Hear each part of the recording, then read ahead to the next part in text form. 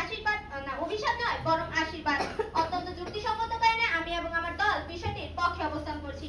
মানে মডারেটর ইতিহাস সাক্ষী, শুরুতে সকল বৈজ্ঞানিক আবিষ্কার বিতর্কিত হলেও শেষে তা মানুষের আশীর্বাদ রূপে ধরা দিয়েছে। এআই তেমন একটি বৈপ্লবিক আশীর্বাদ যা মানুষের জীবনকে করছে সহজ আর অসাধ্য করছে সাধন। মানে মডারেটর এআই আজ অন্ধ মানুষের চোখ। এটি 5 মিনিটে ক্যান্সার ডিটেক্ট করছে, কোনো ক্লান্তি ছাড়া শিক্ষার্থীদের 24 ঘন্টা অনলাইন সেবা দিচ্ছে, ফসলের রোগ নির্ণয় করছে। শুধু এগুলোই নয় বরং চিকিৎসা, শিক্ষা, খাদ্য, নিরাপত্তা, অর্থনীতি প্রত্যেকটা সেক্টরে এআই মানুষের জীবনকে সহজ করে দিচ্ছে।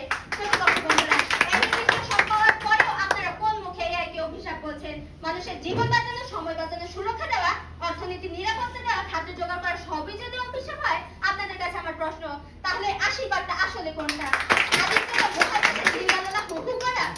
মানে মডারেটর জাতিসংঘের 193টা দেশ যেখানে দেশের উন্নয়নের লক্ষ্যমাত্রা অর্জন নিয়ে কাজ করছে এবং বিশ্বসেরা বিজ্ঞানী রাষ্ট্রপ্রধানরা যেখানে এই লক্ষ্য অর্জনের অন্যতম হাতিয়ার হিসেবে এআই কে উল্লেখ করেছেন, সেখানে আমার প্রতিপক্ষ দল কি করে বলে যে এআই অভিশাপ? বন্ধুরা, আপনাদের কাছে আমার প্রশ্ন, গোটা বিশ্বে তাহলে 193টা দেশ কি বোকা? আপনার তিনজনই শুধু আইনস্টাইন? মানে মডারেটর আমার প্রতিপক্ষ বন্ধু যখন এআই কে অভিশাপ বলতে ব্যস্ত, তখন বাংলাদেশ এআই কে হাতিয়ার বানিয়ে বিশ্বমঞ্চে এগিয়ে যাচ্ছে। 18 ফেব্রুয়ারি 2026 সালে প্রকাশিত দ্য ডেইলি স্টারের রিপোর্ট অনুযায়ী এআই এর কল্যাণে আইসিটি খাতে রপ্তানি আয় বেড়েছে 13%-এরও বেশি। মানে মডারেটর 2025 সালে 8 ডিসেম্বর টেলিনর এশিয়া বলছে দেশের 96% কর্মক্ষেত্রে এআই টুল ব্যবহার করে নিজেদের প্রোডাক্টিভিটি বৃদ্ধি করছে। মানে মডারেটর লক্ষ্য করুন, গার্মেন্টস থেকে ফিটনেস, কৃষি থেকে ফ্রিল্যান্সিং, প্রত্যেকটা খাতে এআই বিলিয়ন ডলারের সুযোগ তৈরি করছে।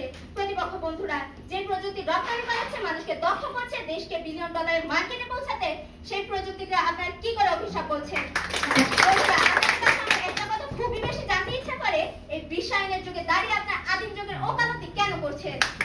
মানে মডারেটর প্রতিপক্ষ দলের বন্ধুদের আজকে প্রধান কান্নাকাটি হবে এআই নাকি চাকরি খাচ্ছে, মানুষ না খেয়ে মরবে।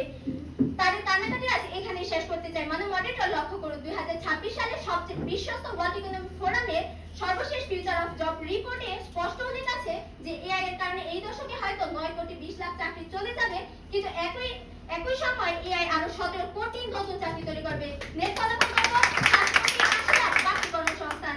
বন্ধুরা, আপনারা কি তবে ওয়ার্ল্ড ইকোনমিক ফোরামের আন্তর্জাতিক পরিসংখ্যানকে অস্বীকার করছেন, নাকি নিজেরা এই 5 দিনের নতুন পরিসংখ্যান খুলে বসেছেন? কোনটা? মানে মডারেটর এআই চাকরি খায় না, বরং একটি সনাতন পদ্ধতির বিপরীতে আরো 5টি আধুনিক কর্মসংস্থান তৈরি করে। যেমন এখন টাইপরাইটিস্টের চাকরি প্রায় শেষ, কিন্তু তাদের বিপরীতে জন্ম নিয়েছে data operator, graphics designer, content writer, virtual assistant, documentation স্পেশালিস্টের মতো লক্ষ লক্ষ নতুন কর্মসংস্থান। মানে মডারেটর আমি প্রায় 1 মিনিট ধরে যুক্তি এবং পরিসংখ্যান দিয়ে প্রমাণ করেছি যে এআই চাকরি খায় না, বরং একটি ধীরগতি পদের পরিবর্তে আরো 5টি আধুনিক কর্মসংস্থান তৈরি করে। মানে মডারেটর আমি যতই প্রমাণ দিই না কেন যে এআই চাকরি খাচ্ছে না, আমার প্রতিপক্ষ দলের বন্ধুরা একটু পরে কান্না শুনে এসে বলবে, মাননীয় মডারেটর এআই চাকরি খাচ্ছে। মানে মডারেটর এত প্রমাণের পরেও যদি আমার প্রতিপক্ষ বন্ধুরা এসে চাকরির দোহাই দেয়, তাহলে এটা প্রমাণ হয় যে সত্য বা তথ্য নিয়ে তাদের বিন্দু পরিমাণ মাথা ব্যথা নেই। তাদের একমাত্র লক্ষ্য বিচারকদের ইমোশনাল অ্যাটাক করা, আর একে বিতর্ক বলে না, একে বলে বিতর্কের সময় নষ্ট।